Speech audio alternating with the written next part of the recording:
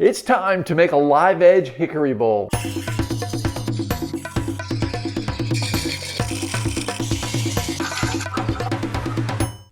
Hi, I'm Kent and welcome to Turn Wood Bowl. Today I've got this beautiful piece of hickory. This is pig nut hickory and it has beautiful heartwood inside and it's going to make a spectacular live edge bowl. And I can't wait to see how it turns out. Now hickory is pretty unique in that, or at least my experience with hickory. Now this is a pig nut hickory from Florida. This hickory, the bark thinks it's part of the tree, meaning it stays attached really well. It's like cement holding them together. I've never seen any other tree turn as well as this as far as the bark holding on. Now I hope I didn't just jinx myself and have a piece of bark go flying off while I'm turning. So let's get this on the lathe and see how it turns out. Okay, I'm going to clear some bark away from the center of this blank so that the spur drive center will connect better with the bowl blank. What'll happen is the drive center and the bark will just kind of work its way through the bark, and then it'll get all gunked up and it won't have a really good connection, so it won't drive and turn as well as it could. So by taking the mallet and the chisel and removing some of this bark, it's going to help. There's the 4 spur drive center that I'm using. Now I'm going to mount the bowl blank centered here, but in the back what I'm doing is for the moment is I'm just balancing this, and this is actually pretty heavy. It's very wet still. I didn't weigh it, so I don't know exactly how much it's weighing, but it's pretty heavy.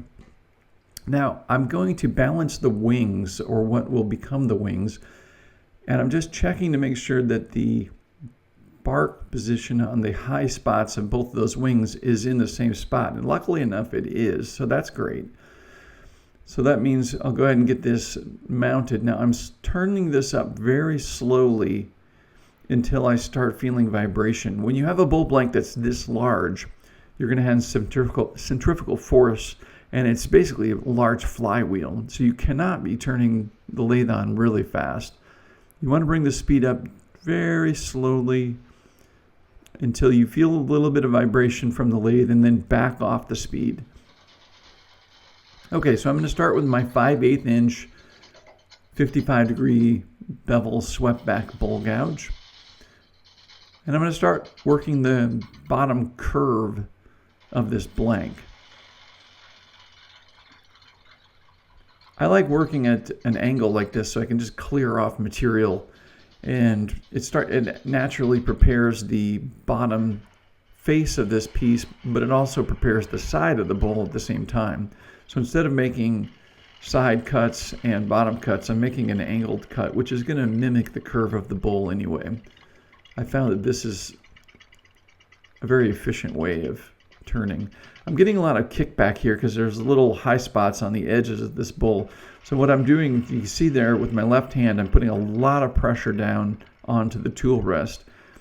And that is to keep the bowl gouge in place as I make my pass.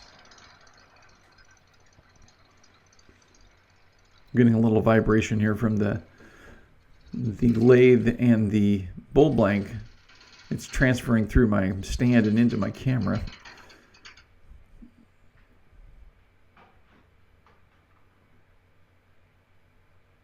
All right, I'm going to switch to my 3/4 inch bowl gouge. It seemed as if my 5/8 inch bowl gouge just wasn't cutting it, literally.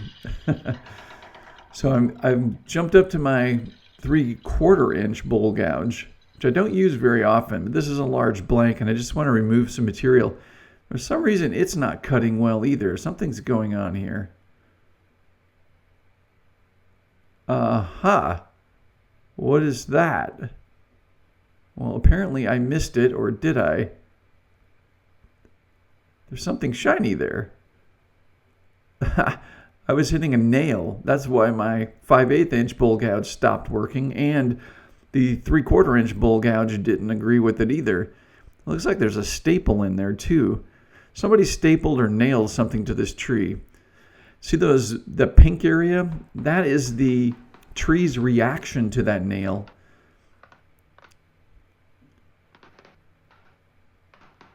And so I'm just going to chisel this loose. And I'm really lucky because this happens to be in almost the same angle as the curve that I was just turning. So it chiseled out pretty easily, but that's a fairly long nail. And look at the nick that it put into my 5/8 inch bowl gouge. No wonder it stopped cutting. So obviously it's time to go to the sharpening station. Now this isn't enough damage that I need to reshape the bowl gouge. Just sharpening it will tune up that bevel edge and bring it back in. But I need to remove the material around that ding so that I can get a nice continuous smooth cutting edge. It goes to show you the tight little location where we're cutting is at one little spot, and when it connected with the nail, it essentially left a large nick in the cutting edge. I'm just taking my time and I'm working this back. Now, remember, I have to work both sides. I have to work it off evenly, even though it's on one side.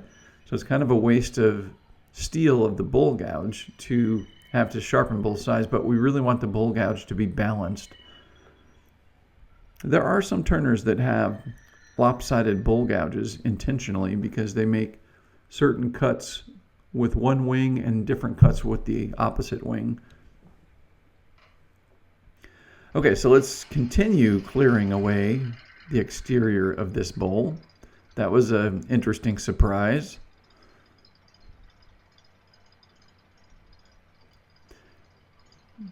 Notice how little I'm moving my hands and arms.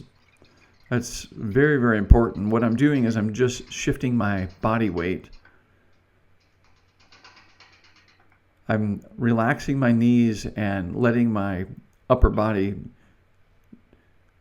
move from right to left. It looks like you can see where I chiseled out, but it looks like everything is clear right now. Like I don't see any other nails that we need to worry about.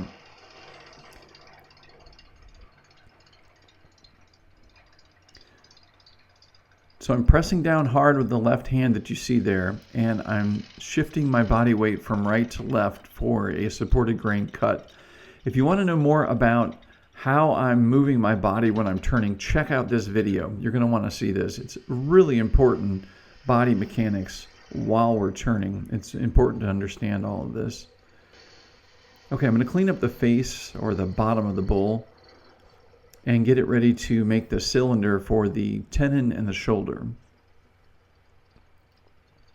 And the reason I like doing this as soon as possible is that it gives me a starting point for the curve of the exterior of the bowl. I know where the bottom of the bowl will be, therefore I can bring the rim down to the bottom of the bowl. So I'm using my 5/8 inch bowl gouge still.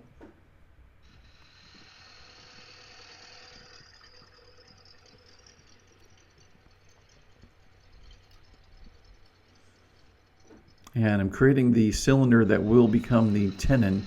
Now I'm not going to shape the tenon yet because I have a lot of work to do on this bowl. And I will shape the dovetail of the tenon at the very last bit. In case for some reason the bowl blank shifts its position on the lathe, it'll be turning true then. I'll straighten out the tenon at the very end so it matches the rotation then. Okay, so now that we have the tenon and the cylinder for the shoulder established, now I can continue that curve up the side of the bowl. Now this wood is about 4 months old from being harvested, so it's still holding a lot of moisture, but it's not sopping wet. It turns very, very nice right now.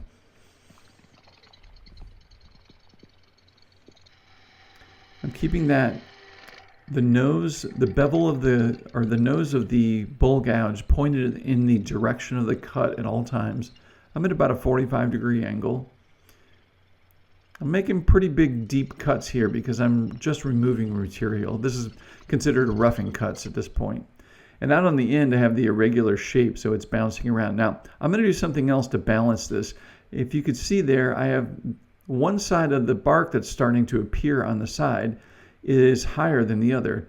Now I've balanced them just by loosening the tailstock and repositioning the bowl. That is the main reason that I love turning live edge bowls between centers with the drive spur and the tailstock. It gives me the flexibility to make minor adjustments like that. And it should contribute to the final bowl being very balanced, meaning the tops of both the wings, the high wings, will be symmetrical, and then the low part of the saddle, or the lowest point of the curves of the top of the bowl, will also be symmetrical now.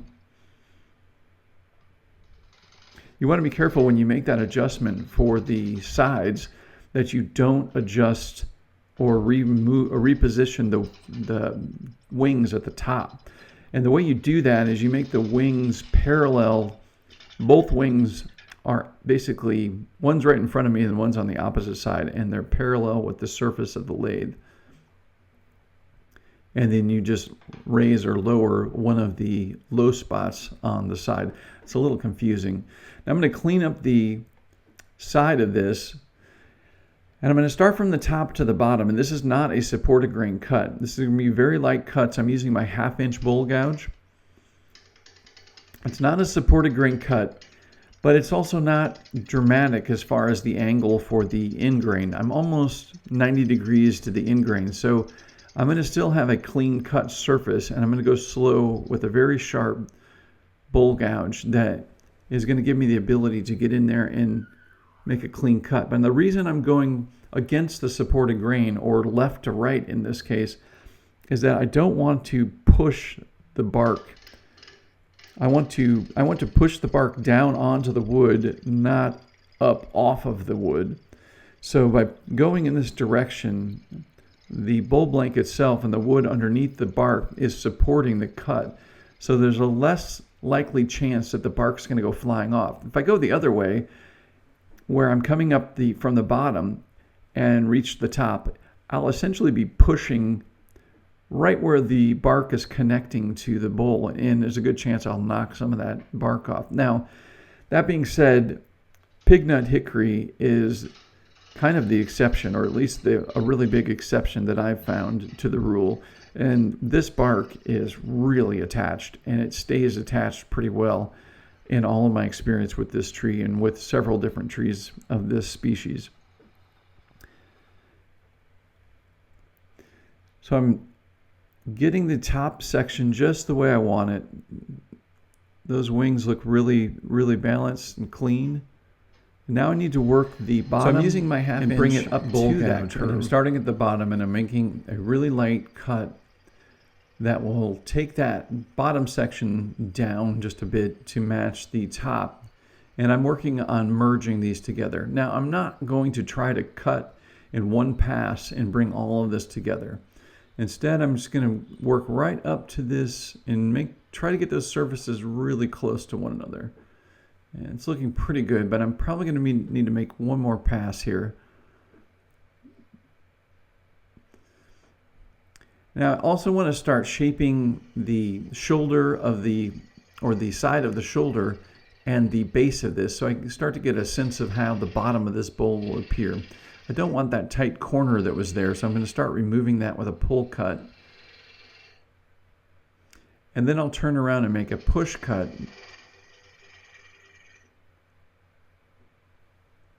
going to bring the lathe speed up a little bit. We're much more balanced and symmetrical now, so I can bring the lathe speed up. Initially, when that bowl blank was unbalanced, I really needed to watch my speed and keep that speed down. But once we have a balanced weight there, we can get away with much more speed. Now, if you see these edges, what was happening is I was cutting tightly, or I was cutting pretty aggressively at first. It was a little too deep, and then I had to lighten up the cut. So I had to basically back out of the cut so it became deeper in a spot. So the way you can fix that is with the shear scrape. I'm using my 5/8 inch bowl gouge here. You can see those little ruts that are in there. If I were to make another pass, I'm just going to remove more material and start making this bowl smaller and smaller until I get really small, and we don't want that. So I'm going to use the shear scrape. There's a little low spot here. I'm going to mark that with the pencil so I can really see it. And what I have to do is I have to remove the high material around that spot so that all of the areas on both sides of that are reduced to match it, and then it will blend all together. It's a little different than a high spot. This is a low spot, and this is how we deal with low spots. Just let it go gentle, and remember the shear scrape can be used left to right or right to left because it's such a gentle shaving. Essentially, it's not going to pull out in-grain fibers if you go against the supported grain.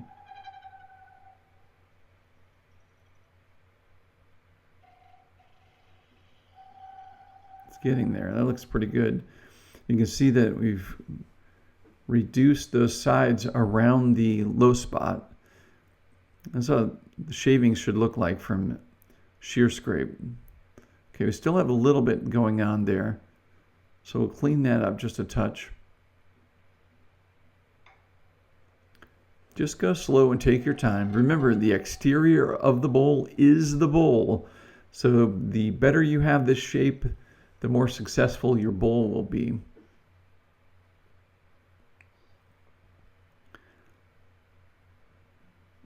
Okay, that's looking really good. That's the shear scrape for you. Now I'm going to do the same thing with this high spot up here. I need to position the tool rest so I'm getting 90-degree support for the bowl.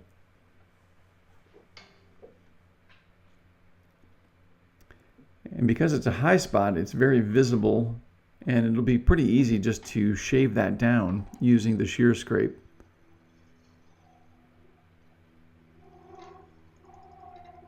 Take your time. You don't need to be aggressive with this because we obviously don't want to take it any lower than what it is. We just want to level that off and merge the areas around it. And now when I'm doing this, I'm looking at the opposite side or the top of the bowl. And this is what I'm looking at right here as I'm doing the shear scrape. It's very subtle and it's a little difficult with the video, the way it's showing the bowl, because with your eye you're seeing the bowl as almost a solid shape, and you're watching those edges come down very, very gently. All right, I'm using the spindle detail gouge here to define the outside of this shoulder. I don't do this a lot, but it's looking like this shoulder may be the size of the bottom of the foot that I want to use. I might change that later when we get around to taking the tenon and the shoulder off, but for right now it looks like this might be a good size for the final foot. So I'm using my spindle detail gouge to define the side of the shoulder and to define the dovetail for the tenon.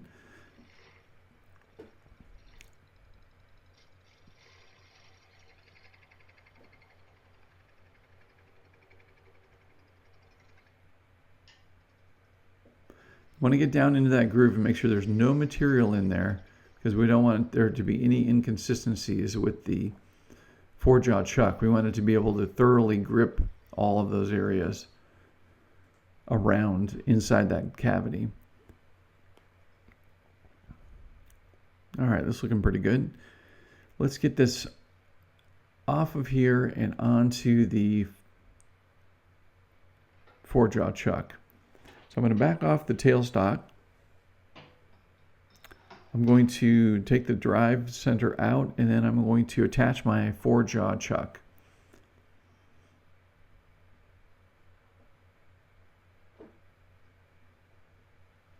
You also want to make sure that the bottom of the bowl is clean and the jaws are clean. Anything that's in there. Now, that goes for the jaws, but also on top of the jaws where the shoulders meets the top flat spot of the jaws. You want to make sure there's a perfectly clean and clear. There should be no light showing through there, and they should be making a nice clean connection. Now I'm going to bring the tailstock up here for a moment just for a little added support. I'm going to do some passes just to remove bark. The bark's going to be a little tough to get through. Once it's out of the way, it makes turning a little bit easier. It's going to make it a little bit less stressful for the bowl gouges. I'm sharpening my tools pretty frequently here. I'm not showing you every sharpening trip to the sharpening station because it's kind of boring after a while. But you want to make sure your tools are sharp at all times. And going through the bark is definitely going to dull the tools. So I'm going to go ahead and do a bunch of this, and then I'll take this 5/8 inch bowl gouge back over and get it sharpened. But knocking off that bark is going to be helpful. Obviously, we need to get through it and get down into the wood underneath. So I'm getting close to where I would like my wall thickness to be, but not quite. Now what I'm doing here is I'm creating a little ditch inside the bowl, right up against that wall. I'm clearing away a little bit of area, a little material, so that I can get my tool in there and determine the wall thickness for this bowl. Now I have my 1/2 inch 55-degree bevel swept back bowl gouge. And what I'm doing is I'm looking straight down on this bowl gouge, and I'm looking at the bevel. Here you can see it a little better. I'm looking at the bevel, and I'm making the bevel parallel to the exterior of the bowl. And the frequency of the rotation of the lathe and the video makes it appear as if the bowl is rotating slowly, and you can see as the wings go by, but to our eye it looks different in real life. So I'm just working my way down, and I will keep making that wall thickness even as I go. And as I get to that wall, I'm visually looking down on the bowl and making the bowl gouge bevel parallel to the exterior of the bowl. Here we are right at the merging those previous section to this section, and I'm making sure that I'm parallel to the exterior of the bowl. Sorry for bumping the camera there. I'm actually have the camera's right next to my face, and my face shield is bumping the camera occasionally. I wanted to show you guys exactly this angle, the way I'm looking at this.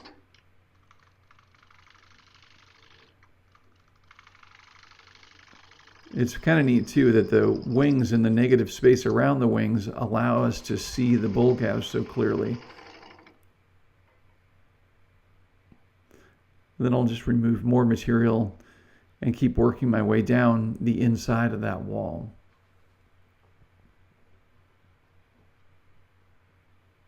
And that's feeling really good. I'm liking the wall thickness. Now I just need to continue down into the bowl.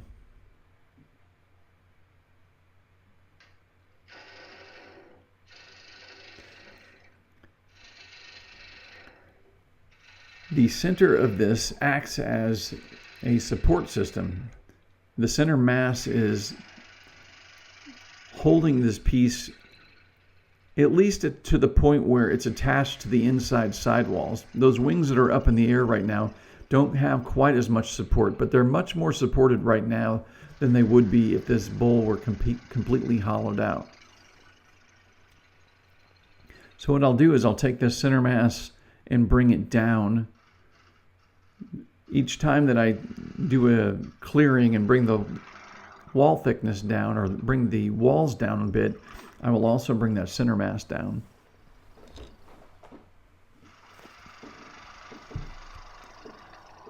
You can get a good sense of the moisture in this wood as I'm turning based on the length of these shavings coming off. Dry wood does not make shavings that long because the particles don't attach to one another and cling to one another as they do when they're full of moisture. What you're seeing here, these longer shavings, are a good indication of relatively high moisture content in the wood.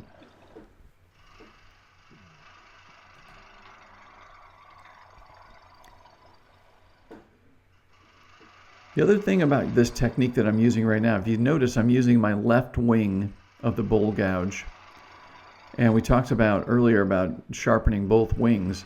Well, what's nice about this is I'm using the left wing to remove material in the center mass, but when I go to the wall and bring that wall thickness down the side, now I'm using the right wing, and that helps to use the tool in a more balanced manner and get use out of both wings between sharpenings.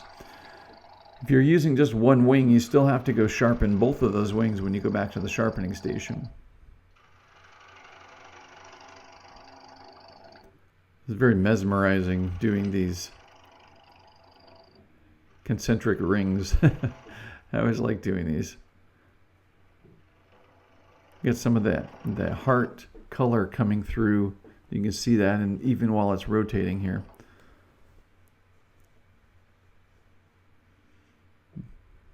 Okay.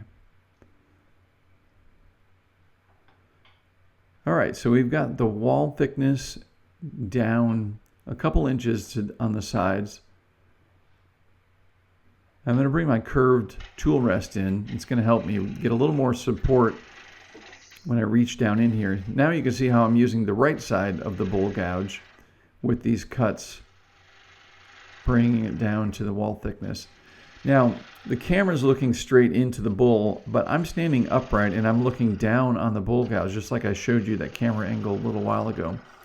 So keep that in mind. I'm not looking into the bowl from this angle. I'm looking down on it, and I'm still making that bevel of the bowl gouge parallel to the exterior wall of the bowl.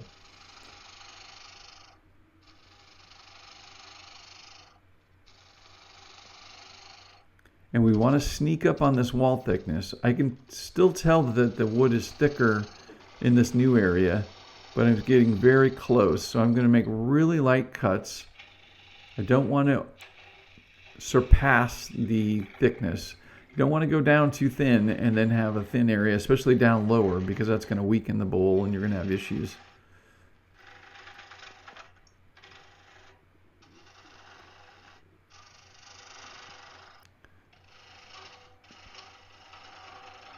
I'm going to remove some material to get down to that wall thickness again.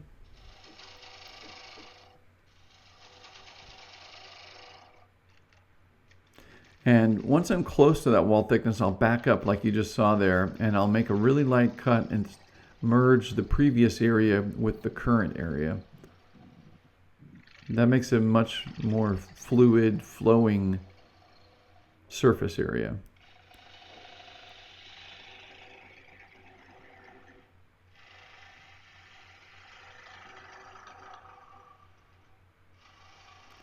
Then we'll continue down, clearing the inside of this.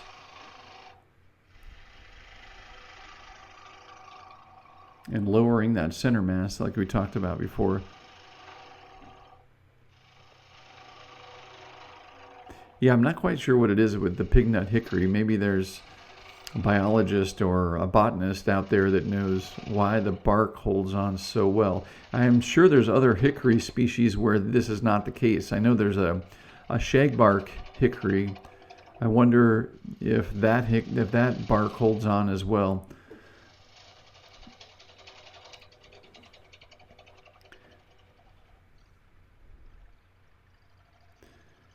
We have pecan trees here too, and supposedly the pecan and hickory are very similar to one another, but I find that the wood's very different. The bark for the pecan is very fragile.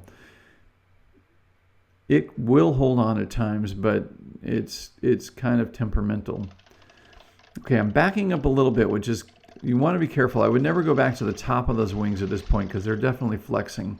But I'm going up a little bit higher and I'm making a really light cut. If you notice, the flute is wide open. That's a very dangerous position to be in because you can get a catch. But if you're making a really light cut like that, it's okay. Okay, I just ran into another nail inside. And this one dinged up my gouge just like the other one. So I'm going to use the chisel and my mallet, and I'm going to work this one out as well. Now I'm starting to question whether we're going to be able to get a bowl out of this, because it's looking like there may be more nails in this. Look at that. Yeah. There's plenty of meat here because I'm going down the center of this bowl, but it's several inches thick. So I'm pretty confident, and I'm not seeing anything new on the exterior of this bowl, There's no metal on the exterior of the bowl, so there's no nails sticking out, so that's good. But we've got to decide how far these are. I don't have enough head on the nail there to pull it out. I've shaved it down with the bowl gouge.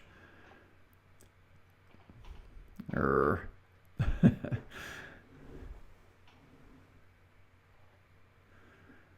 right, so I'm going to try something else. I'm going to mark the location where the nail is located, and I'm just going to continue turning until we get down around the sides of this nail. Maybe I can chisel it out a little bit better. The deeper you chisel a hole around this, the wider and bigger the hole needs to be, because the chisel can only work down so far. So I'm excavating the sides around the nail, and then I'm going to hopefully have better access to it and get it out of there.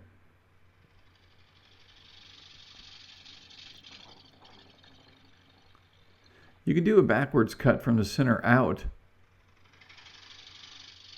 It's a roughing cut right now. It doesn't really matter what the surface area looks like, but if you're doing it flat, it's actually fine to go from the inside out, because you're parallel to the grains of the wood. You're really not going to rip out in-grain fibers.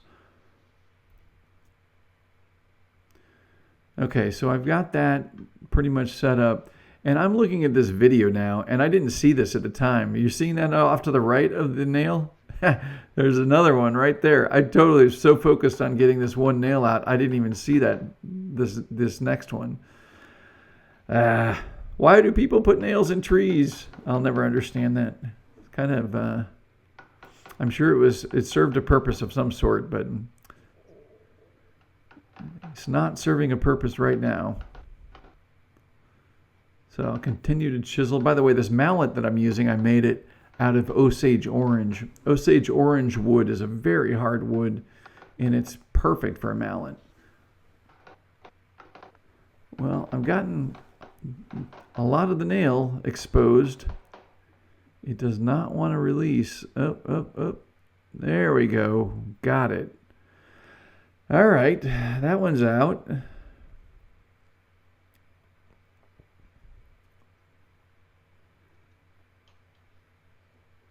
And there it is. I finally saw it. Nail number 3. So we're going to do the same thing. There's that Osage orange mallet I was mentioning.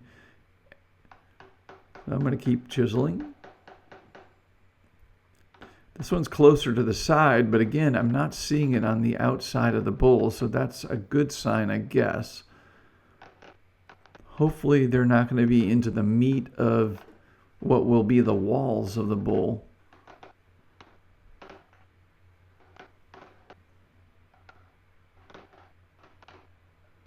I sped this up, obviously. It's a little bit boring, but I've spent a good deal of time chiseling out these nails.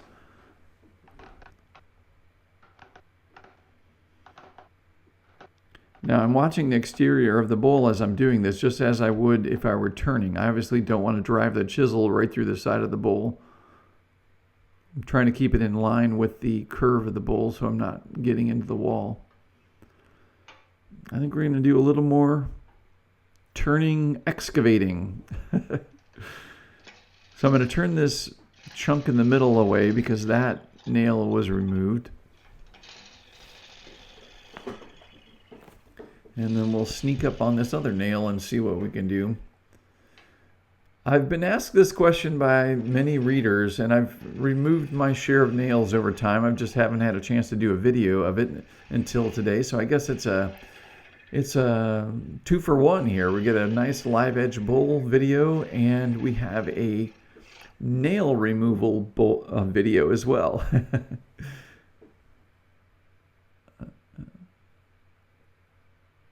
Okay, it's closer.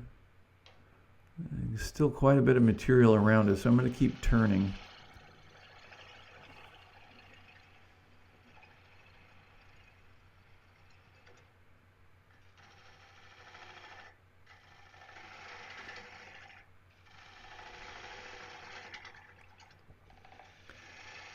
You can see how much material there is still in the center bottom of the bowl, so I'm pretty comfortable we're in good shape, but I don't know what else is in here.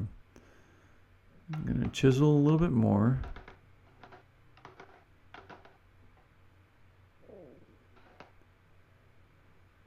This one does not want to come loose. It's surprising what good shape these are in. These must be, I'm guessing, galvanized nails because there's no rust on them. And with the tannins and the moisture for the tree, you would think it would rust those nails out. And it's interesting because the tree has created like a pink color around it. There's some type of defense mechanism that it used to protect itself from the nail. I'm going to use my vice grips and just pull it out. That seemed to work. I didn't want to do that earlier because I was afraid of breaking it off. There's another full nail pulled right out. All right, let's get this bowl turned and be on our way with these nails. It's enough of the nails already. Okay, so I'm going to continue working down these walls until I am parallel to the outside or to the same wall thickness as the previous section, and then I'll merge those sections together.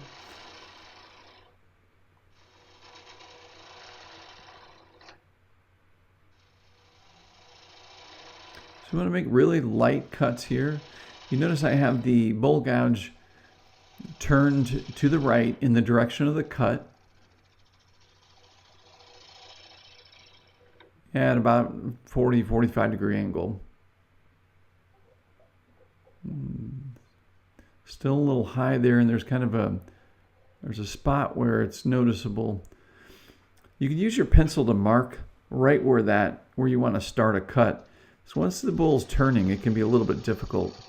I've started a really light cut just prior to that mark, and then I'm going to make a continuous pass into the bottom to merge all those surfaces together. Kind of got a little too aggressive, and now I got a little one up here, so I've got to go really gentle to take this high spot down. It's closer to the wings that are flexing right now. So what I'm going to do is I'm going to have the flute pretty much open. I'm only at about a 10-degree angle, but I'm making a very light cut to take down this high spot. And I'll know I have just enough when that pencil line disappears. Just going to merge those together. It's very, very, very, very light cut there. And I'll continue that down, merging everything together. That little hiccup there, you can see it. All right, we'll take care of that. All right, everything's looking good.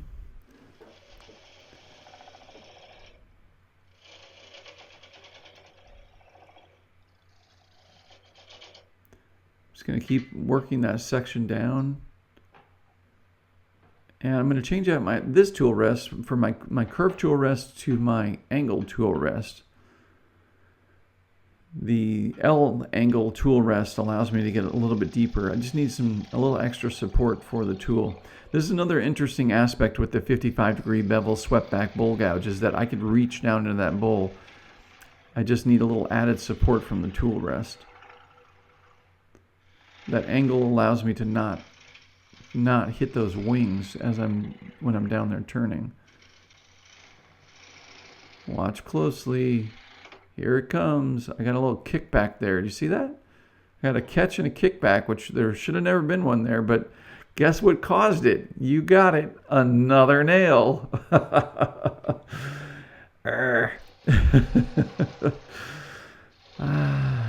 wonder what it was. I wonder if it was a kid's birthday party and they were hanging up streamers, or if it was like a poster, or I wonder what was so important to put nails in a tree for. We'll probably never know, because it was many years ago too. If you notice, they're way down in this tree. Way down in this tree. The tree just happily grew right around them. All right, well, I'm going to happily just keep turning a bowl right around this nail. And merging all those sections together, get a nice smooth side. There we go. Okay, so I'm going to remove from this side down to where the nail is.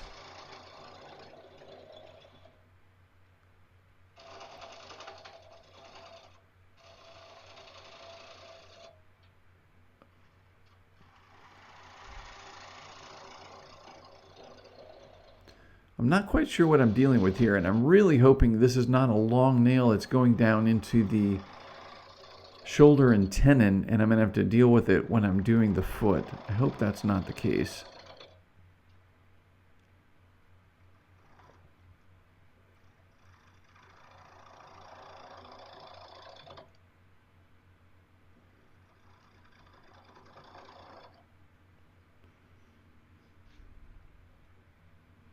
There it is. It's still there.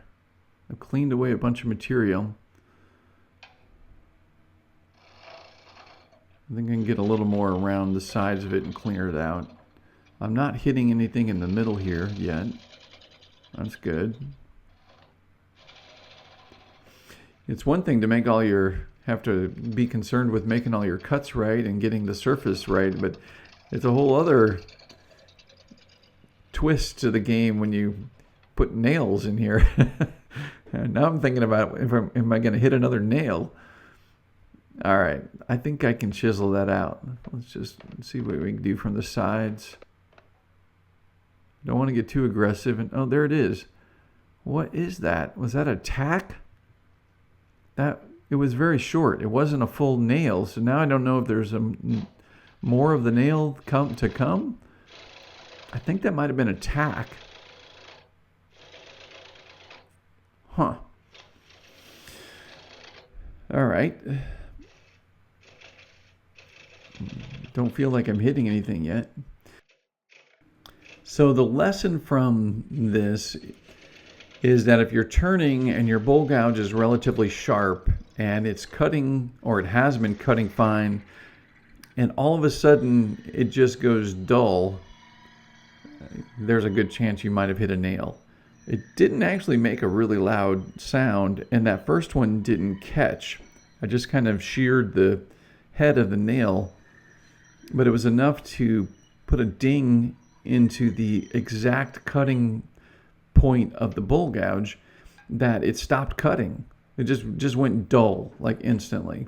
So that's something to be aware of. If your tool goes dull instantly, there might be something in the bowl or in the blank that has caused it to go dull. Well, I'm down to the last few passes. I sure as heck hope I don't find a nail here, because if there's a nail here, that means it's going to be going into the foot, and that's going to be a problem, and it's probably going to leave a hole in the bottom of the bowl. I don't want that either. So I backed up a little bit to merge these cuts together. It seems to be cutting. Everything seems to be fine. I'm almost down to the final passes for the bowl.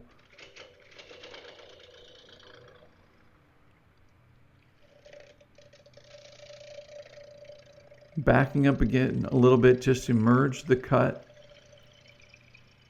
You want a nice fluid curve going into the bottom of the bowl, and you want it to be balanced. You don't want the bottom center point to be indented, and you don't want it to be protruding either. You want it to just be a continuous curve.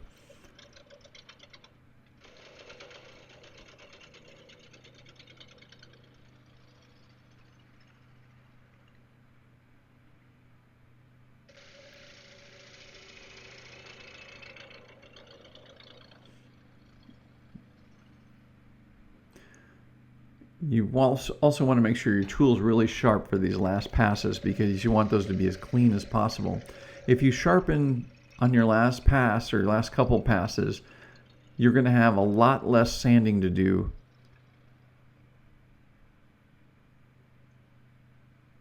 Just cut that little nub versus pushing it out. If you push it out, you're going to tear out grain fibers. Well, there's a little hole from one of the nails, but nothing else right now, so that's good. Now I'm going to go ahead and sand this, and I'm not going to bore you guys with all the sanding, but what I'm doing is I'll just give you a quick brief synopsis of what's happening here. I'm sanding out any of the rough spots. Whenever you do a live edge bowl, there's going to be rough spots up on those wings.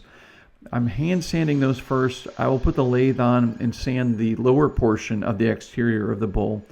But I always like to hand sand around those edges, as you're seeing here. Now I've got a video all about sanding. I'll put a link to that here. And you're going to want to check that out. There's a ton of details that you really need to know about sanding. And sanding doesn't have to be all that time consuming or that difficult. It's actually a fun final aspect of turning the bowl and getting a nice finish. So I went through all the grits here and got this down to 320, sanding both the exterior and the interior. Everything's looking good. I'm not seeing any more metal at the moment. We still have to do the foot, so I'm a little concerned. We'll see what happens there. Look at all that bark holding on too, by the way. Okay, so I'm going to use my jam chuck. Jam chucks are the best because they're basically free and you can shape them for whatever you need. And you can have different sized ones. I'm using a piece of foam. I just hold that foam right up here and that'll prevent the jam chuck from marking the inside surface. And I'll bring the tailstock up. Notice I'm wearing my respirator. I wear my respirator a lot. Almost all the time that I can when I'm turning, I'm wearing my respirator. There's no need to be breathing dust at all. Dust is the most dangerous aspect of any woodworking, so we want to be careful with that. And so wear a very good respirator whenever you can. That's our safety message for the day.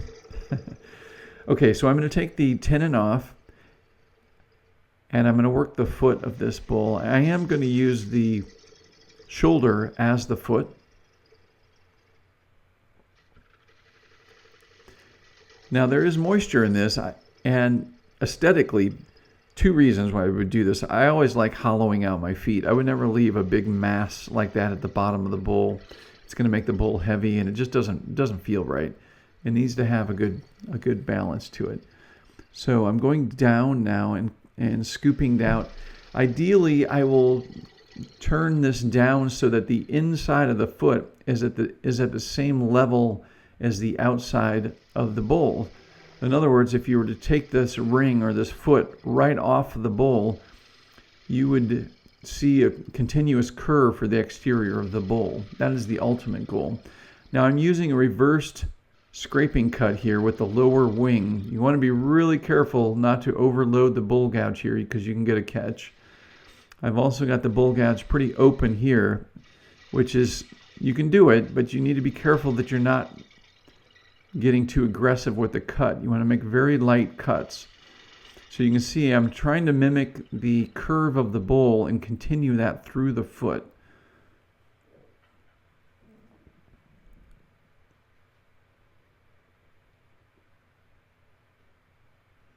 I'm just checking and making sure there's nothing there. There's something that looks a little odd. I don't know if that's a nail. I don't think it is.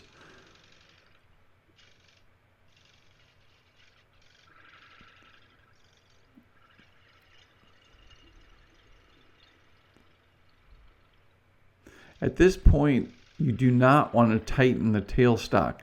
That little nub that's there, because it's exposed now, if you tighten the tailstock, you potentially will be adding too much pressure and you'll crush the fibers in that little section. That little nub is like a tower and it will get crushed if you tighten it. So just make sure you tighten it right before you started this whole process while the tenon and shoulders were intact, and then do not tighten it again. It'll be fine. All right, so I'm switching to my spindle detail gouge, and I'm going to cut the bottom curve of the bowl, which is hidden inside the foot. And I'm also going to continue reducing this nub until it's at a size where I can cut it off very easily.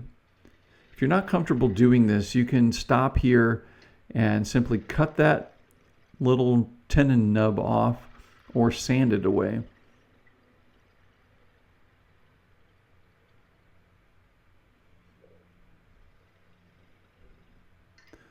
So get down in here, and I'm going to use the point, and I'm going to apply pressure down into this connection right here. I'm going to apply pressure in, turn the lathe off.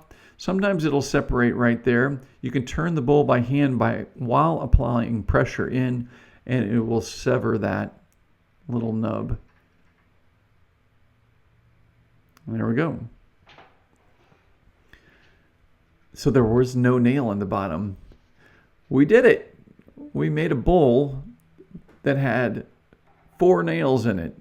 Now I'm going to use the chuck with the jam chuck as a support mechanism for this, because I don't want to, as strong as this bark is, I don't want to press the bark into the ways of the lathe. That would obviously cause problems. And I'll go ahead and sand the bottom of this bowl.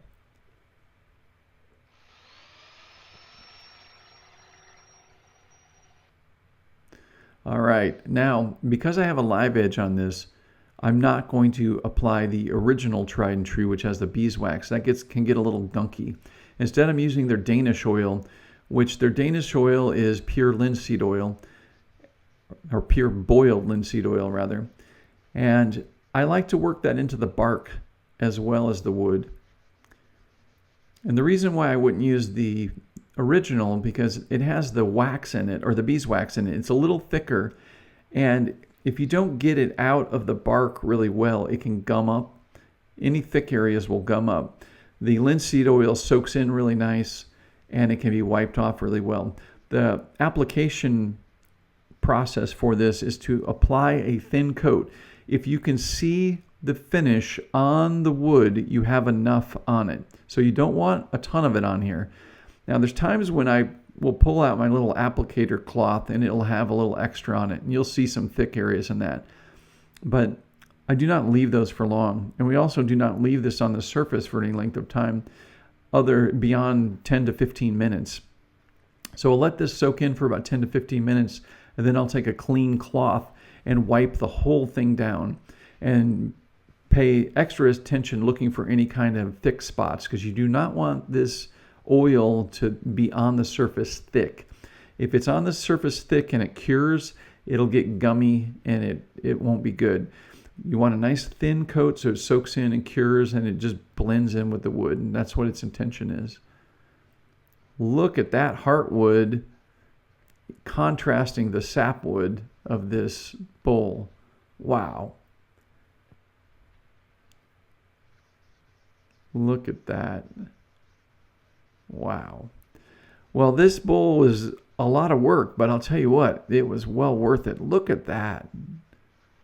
What gorgeous, gorgeous wood.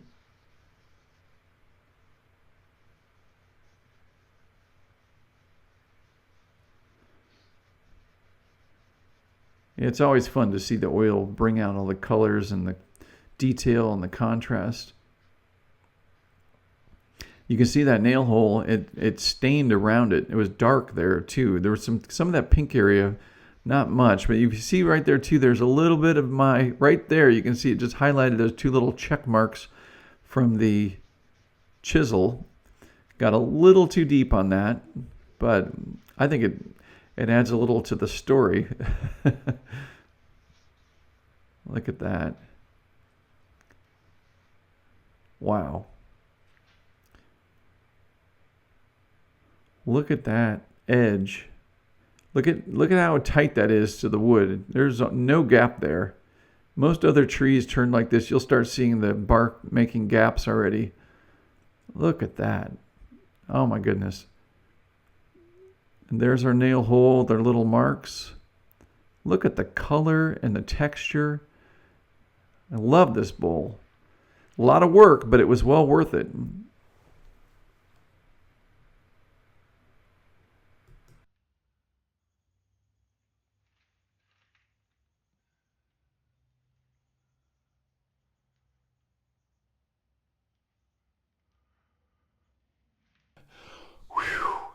That was a project. And I didn't expect to be doing a demonstration on how to remove nails, but hey, you guys got 2 for 1 here. How to make a beautiful live edge bowl and how to remove nails. I gotta tell you, after removing the second nail, I thought, I don't know what's gonna happen. And then when I got to that one that was down really close to the bottom, I thought that was going to be it. I couldn't see it through the bottom. It's interesting, you can see the wood actually decolored here, or stained from, reacted to the nail. The nail was just on the other side of that. There's a nail hole in here, and I don't know if you caught this, but there's a couple little really delicate chisel marks there, which I think is a really nice signature to all of the work that went into getting those nails out. I got to tell you, if you learn nothing else from this video, I'm pretty confident that pig nut hickory is the hickory or the wood to turn if you're trying to get a live edge bowl where the bark stays on. I am so confident that this bowl in this bark holds up so well that it's just incredible. I don't know if you noticed, but while I was prying with the chisel in some occasions, I would slip and I hit the side of this really hard. Now, if this were black cherry or another type of wood, that bark would have gone flying. This bark thinks it's part of the actual wood, which is really fabulous. I'm going to do something here that's really crazy. This is something you would never do with any other piece. I'm actually going to hold it by the bark. This bowl has some weight to it. There's nothing. It is part of the tree. So if you ever get your hands on some pig nut hickory, don't pass it up because it's perfect for live edge bowls. The other lesson is be persistent. Don't give up. I was a little skeptical on that first nail whether I was going to get it out or not. It was very delicate and it wanted to wobble a little bit, and I didn't know if it was because it was bent or rusted, and I didn't want to start pulling it out initially because it could have broken off and then I'd have to keep going. But either way, it worked out fine. So persistence and a really good tree species made this bowl turn out really great. So all of the nail stuff aside, look at this bowl. Isn't that beautiful? I just love the natural live edge bowls. It is just fabulous. Now remember, natural edge is when the bark isn't on, and live edge is when the bark is included, but it's just, it has such a great organic look to it. I love having these sitting around the house, and you know, I usually don't put anything in them. I like just looking at them the way they are because it's bringing nature inside, and it's a great way to have nature in the house. So I hope you guys have liked this video. If you have, leave me a comment below and let me know if you've ever removed nails in your comment. I'd like to do a public service announcement right now. If you are ever around a tree, or if you ever see anybody around a tree with a nail or multiple nails and a hammer, tell them to stop. Do not put nails in trees. As a kid, I was told that nails in trees will kill the tree. Well, that's not true. It could happen, I suppose, on small trees or certain species of trees, but it's probably not going to kill the tree. But what's going to happen is you're going to have a bowl turner many, many years down the road that's going to grab this great piece of timber and bring it home and try to make this beautiful bowl, and they're going to have issues. So for all of the future bowl turners in the world, please do not put nails in trees. Thank you. This is the end of the public service announcement. All right, guys, leave me a comment. Let me know, have you ever had a nail in one of your turnings, and what did you do? Were you able to remove it? Did you have issues with it? Let me know in the comments below. And also, if you like this video and you haven't already, which I don't know why, click that like button. Thank you. Be sure to check out my website, turnawoodbowl.com. There I have everything you need to know about turning wood bowls from start to finish, whether you're just getting started out or if you've been turning for years. You're going to want to check out that website. All right, guys, as always, thank you so much for watching and happy turning.